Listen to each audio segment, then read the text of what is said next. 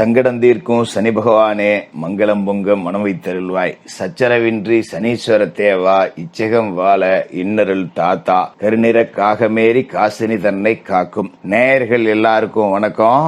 இந்த வீடியோல 2025 வருடத்திற்குண்டான சனி பகவானோட வக்கர பலன்கள் அப்படிங்கறதான் நம்ம பார்க்க போறோம்.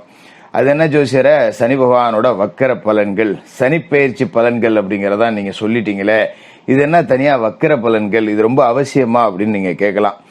அதாவது கிரகங்கள்லயே ரொம்ப மெதுவா நகரக்கூடிய கிரகம் அப்படின்னா சனி பகவான் தான். ஒரு ராசியிலேருந்து இன்னொரு ராசிக்கு போறதுக்கு 2.5 வருஷம் எடுத்துக்கிறார்.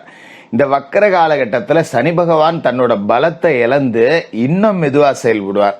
பின்னோக்கி போற மாதிரியான ஒரு அமைப்பு கிடைக்கும். ஆனா ராசிகளை கடந்து பின்னோக்கி போக மாட்டார். தன்னோட இயக்கத்தை மெதுவாக்கி பின்னோக்குவார். அந்த அடிப்படையில இந்த 2025 வருடம் ஜூலை மாசம் 13ஆம் தேதி சனி பகவான் தன்னோட வக்கர காலத்தை தொடங்குறார். இது எவ்வளவு நாளைக்கு இருக்கும் அப்படின்னு பாத்தீங்கன்னா, நவம்பர் மாசம் 27ஆம் தேதி வரைக்கும் ஒரு 138 நாளைக்கு சனி பகவானோட வக்கர காலம் அப்படிங்கிறது. இந்த வக்கர காலகட்டத்தில் சனி பகவான் தன்னோட பலனை அப்படியே பயங்கரமா மாத்தி கொடுப்பாரு. என்ன நிலைமை இருந்ததோ அதுல அப்படியே தலைகீழ் மாற்றம் அப்படிங்கிறத சனி பகவான் கொடுப்பாருங்கிறதால ரொம்ப முக்கியமா பார்க்கப்பட வேண்டிய ஒண்ணுதான் இந்த சனி பகவானோட வக்கர காலம். 7.5 சனி, அஷ்டம சனி, அர்த்தாஷ்டம சனி, இப்படி பல சனியோட நகர்வால பாதிக்கப்பட்டவர்கள் எல்லாத்துக்கும் ஒரு நல்ல மாற்றம் அப்படிங்கிறதையும் சனி பகவான் கொடுப்பாரு. இந்த நேரத்துல அவரோட பார்வை அப்படிங்கிறதுக்கு உண்டான வீரியம் அப்படிங்கிறதும் குறையும். ஏன்னா சனி பகவானோட பார்வைங்கிறது வஜ்ர பார்வை. உங்களோட ராசிக்கு எத்தனாவது வீட்டை சனி பகவான் பாக்குறாரு, அந்த பார்வை மூலமா என்ன ஆதிபந்தம் அப்படிங்கறத உங்களுக்கு கொடுக்க போறாரு, சனி வக்கர பலன்கள் எப்படி இருக்க போகுது அப்படிங்கறத துல்லியமா உங்களுக்காக கொடுக்கறேன். கும்பராசி நேயர்களே, உங்களுக்கு இந்த சனி பகவானோட வக்கர காலம் எப்படி இருக்கு அப்படின்னு பாத்தீங்கன்னா, ரொம்ப எதிர்பார்க்கக்கூடிய ஒரு ராசிகள் அப்படின்னு எடுத்துக்கிட்டீங்கன்னா அதுல கும்பராசி அப்படிங்கறதும் இருக்கு. உங்களுக்கு ரொம்ப இது அவசியம். என்ன காரணம் அப்படின்னு பாத்தீங்கன்னா, சனி பகவான் உங்களோட ராசிக்கு 2வது வீட்டுல இருக்கார். அதாவது 7.5 சனியில விரய சனியை கடந்துட்டீங்க.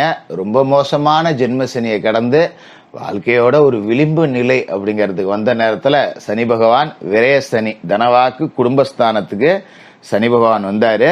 இப்ப ஜூலை மாசம் 13ஆம் தேதி அந்த இடத்துலதான் பலம் இழக்க போறாரு.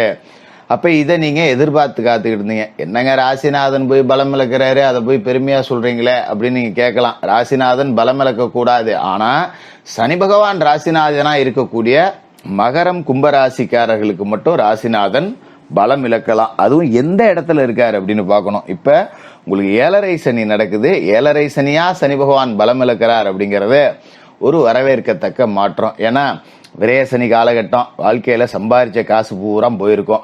10 ரூபா கடன் அப்படிங்கறத மீதி இருக்கும். எவ்வளவோ சம்பாரிச்சேன், எவ்வளவோ செலவு பண்ணேன், ஆனா இப்ப என்கிட்ட பணம் இல்ல. பணம் இருந்த காலகட்டத்துல நான் பணத்தை மதிக்கிறதே கிடையாது. ஆனா இன்னைக்கு 10 ரூபாய்க்கு 5 ரூபாய்க்கு நான் அல்லோல படும்போதுதான் பணத்தோட மதிப்பு மரியாதை நமக்கு தெரியுது அப்படின்னு புலம்பிட்டு இருப்பீங்க. அப்படி புலம்புனாலும் சரி, 10 ரூபா வந்துட்டா மறுபடியும் ஆடுறது, இங்க வா உனக்கு என்ன வேணும், இங்க வா இங்க உனக்கு என்ன வேணும், அந்த மாதிரி ஆளுங்க கும்பராசிக்காரங்க. இல்ல தனக்குன்னு 10 ரூபா செலவு பண்றாங்களோ இல்லையா, அப்படியே நீட்டா அடுத்தவங்களுக்கு செலவு பண்ணிட்டு ஒரு கௌரவத்துக்காக அப்படியே ஓட்டிக்கிட்டு இருக்கிற ஆளுங்களா இருப்பீங்க. இந்த காலகட்டத்துல பணத்தின் மீதான மதிப்பு அப்படிங்கிறது உங்களுக்கு புரியும். ஏன்னா தனஸ்தானத்துல சனி இருக்காருங்கிறப்ப காசு பணத்தை அவ்வளவு சாதாரணமா உங்களுக்கு வரலாம் விட்டுருக்க மாட்டாரு. நமக்கு வர வேண்டிய பணம் கூட வரவே வராது. இன்னைக்கு நாளைக்கு அன்னைக்குன்னு இழுத்தடிச்சுக்கிட்டு தான் கிடக்கும். நமக்கு தர வேண்டியவன் தரமாட்டான், நம்ம தர வேண்டியவன் நம்மளை போட்டு டார்ச்சல் பண்ணிக்கிட்டு இருப்பான். இப்படிப்பட்ட சூழல் அப்படிங்கிறது தான் இருக்கும். இதனால இந்த சனி பகவானோட வக்கர காலத்தை நீங்க வரவேற்கலாம். ஏன்னா பாத சனி அப்படின்னு சொல்லுவோம் பாத்தீங்களா, கண்டிப்பா காலில் அடிபட்டு இருக்கும், இல்லைன்னா காலில் சுளுக்கு விழுந்திருக்கும், வண்டி வாகனத்துல போகும்போது காலை எங்கேயாவது அடிபட்டு இருக்கும், காலில் ஒரு எண்ணெய் கட்டு போடுற மாதிரி ஒரு சூழல் அப்படிங்கறதெல்லாம் வந்திருக்கும். இதெல்லாம் இந்த பாத சனி காலகட்டத்தில் வந்திருக்கும். இதுக்கு மேல பெரிய பாதிப்புகள் எதுவும் இருக்காது. ஏன்னா இந்த வக்கர காலம் முடிஞ்சு சனி பகவான் தன்னோட நேர்கோட்டு பயணத்தை தொடங்கிடுவார் மேசராசியை நோக்கி. இப்ப அவர் மீனத்துல இருக்கார், அதன் பிறகு மேசத்தை நோக்கிய பயணத்தை தொடங்குவார். அப்படிங்கறதால சனி உங்களுக்கு கொஞ்சம் கொஞ்சமா இறங்குதுன்னு அர்த்தம். இப்ப காலில் இருக்கு இல்லையா, காலை விட்டு அப்படியே பாத வழியா போய் இறங்க போறார் இந்த வக்கர காலம் முடிஞ்சு. அப்படிப்பட்ட சனி பகவான் இப்ப வக்கரம் அடைஞ்சிருக்கார் ஜூலை மாசம் 13ஆம் தேதியோட. அங்கே இருந்து 137 நாள் நீங்க எதிர்பார்த்து காத்துக்கிட்டு இருக்கிற எல்லா நன்மைகளும் செய்வார். அதாவது உங்களை எந்த அளவுக்கு சோதிச்சாரோ, 7.5 சனியில விரயசனியில பணத்தால சோதிச்சார், குணத்தால சோதிச்சார், மனத்தால சோதிச்சார், சொந்த பந்தங்களால சோதிச்சார். இப்படி பலவிதமான சோதனைகள். அதே மாதிரி ஜென்மசனியில உடலால சோதிச்சிட்டார். உடல் பிணி, மன உளைச்சல், இந்த மாதிரி எல்லாம் வீட்டுல ஒருத்தருக்கு மாத்தி ஒருத்தர் உடம்பு சரியில்லாம போறது, சம்பந்தமில்லாத பிரச்சனைகள் வர்றது, இதையெல்லாம் கொடுத்திருப்பாரு. அதையெல்லாம் இதுக்கு மேல ஒன்னொன்னா சரி பண்ணி கொடுப்பாரு. நீங்க கவலைப்பட வேண்டியதில்லை, நிம்மதியா இருக்கலாம்.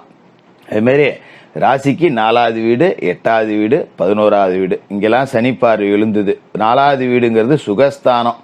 பெரும்பாலும் 7.5 சனியில 2ஆம் சுற்று இந்த சனி அப்படிங்கறத கடந்தவங்க, 30 வயதை கடந்தவர்களுக்கு பெற்ற தாயாருக்கு இருக்கிறதுக்கு வாய்ப்பு இல்லை, இருந்தா வைத்திய செலவு பார்க்குற மாதிரி இருக்கும். அது மாதிரி உங்களோட சொந்த தேக ஆரோக்கியம் அப்படிங்கிறதையும் கெடுத்து குட்டி சேவராகி இருப்பாரு.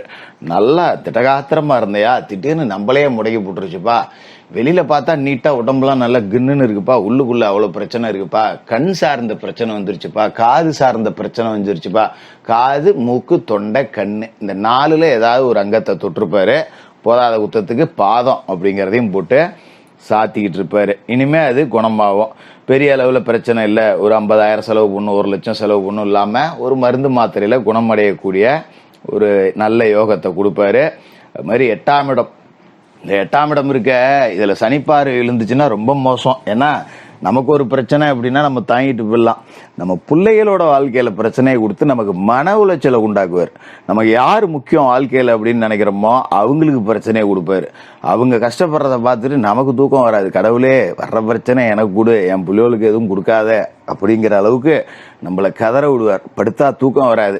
ஒரு பிள்ளையோலை கட்டி கொடுத்துருப்போம், பொட்டை பிள்ளையோலை, போன வீட்டில் அது பிரச்சனையா இருக்கும், கண்ணகாசிக்கிட்டு வந்து நிற்கும், இல்லை அங்கே ஏதாவது ஒரு சிக்கல், அவர்களுக்கு பொருளாதார ரீதியான சிக்கல், இந்த மாதிரி நமக்கு முக்கியமானவர்கள்னு நினைக்கக்கூடியவங்களோட வாழ்க்கையிலலாம் பிரச்சனையை கொடுத்து நம்மளை போட்டு தாக்குவார். இதுக்கு நம்மளே தாக்கிடலாம் அப்படிங்கிற மாதிரி இருக்கும்.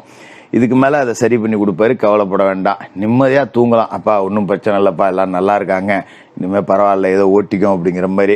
இந்த காலகட்டம் அப்படிங்கிறது அவரோட பார்வையை விளக்கிறதால இதுக்கு மேலே நல்லது நடக்கும். ஏன்னா இந்த சனியோட வஜ்ர பார்வைங்கிறது மோசமான பார்வையாச்சே, ராவணேஸ்வரனே அச்சப்பட வச்ச பார்வையாச்சே.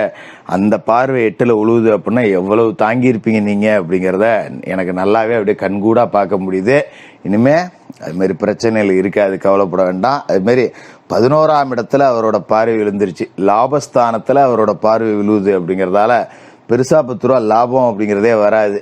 நம்ம என்ன தொழில் பண்ணாலும் சரி, பக்கத்து கடைக்காரன் 10,000 சம்பாதிச்சான்னா நம்ம அவனை விட நல்லபடியா தொழில் செய்வோம், நியாயமா தொழில் செய்வோம், நேர்மையா தொழில் செய்வோம். ஆனா நமக்கு 5,000 தான் கிடைக்கும்.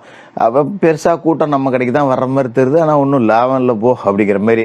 வருமானமே வராது, பணம் கொடுத்தா வாங்க முடியாது, அந்த மாதிரி எல்லாம் இருக்கும். அதே மாதிரி பாத்தீங்கன்னா நம்மள வாய்ப்பு வந்துருக்கும், சே அன்னைக்கு ஒரு இடம் வந்துச்சுப்பா, அதை வாங்கி தானே இன்னைக்கு 5 லட்சம் ரூபா கூட வைக்குதுப்பா, அன்னைக்கு விட்டுட்டப்பா அப்படின்னு. இந்த மாதிரி தேடி வரக்கூடிய வாய்ப்பெல்லாம் நீங்களாவே விட்டுருவீங்க அப்படிங்கிற மாதிரி தான் இருக்கும். 11ஆம் இடம் அப்படிங்கிற லாபஸ்தானத்துல அவரோட பார்வை விழுவும் போது இது மாதிரி வர்ற வாய்ப்புகள் எல்லாம் நாமளே உதறி விட்டுருவோம். அதனால இந்த மாதிரியான விஷயங்கள்ல இதுக்கு மேல கொஞ்சம் கவனமா இருந்தீங்க அப்படின்னா இந்த வக்கர காலகட்டத்தில் 10 ரூபா கூடுதலா சம்பாதிக்கலாம். நல்ல யோகம் அப்படிங்கிறது இருக்கும். சனிக்கிழமையில விநாயகர் வழிபாடு செய்யுங்க, அனுமன் வழிபாடு செய்யுங்க. மாலை நேரத்துல சனி பகவானுக்கு எல் தீபம் ஏத்திட்டு மாற்றுத்திறனாளிகளுக்கு உங்களால முடிஞ்ச உதவிகள் செய்யுங்க. இந்த வக்கர காலம் உங்களுக்கு 7.5 சனியில பட்ட கஷ்டத்துக்கெல்லாம் மருந்து போடக்கூடிய காலகட்டமா இருக்கும். கும்பராசிக்காரர்களுக்கு வாழ்த்துக்கள்.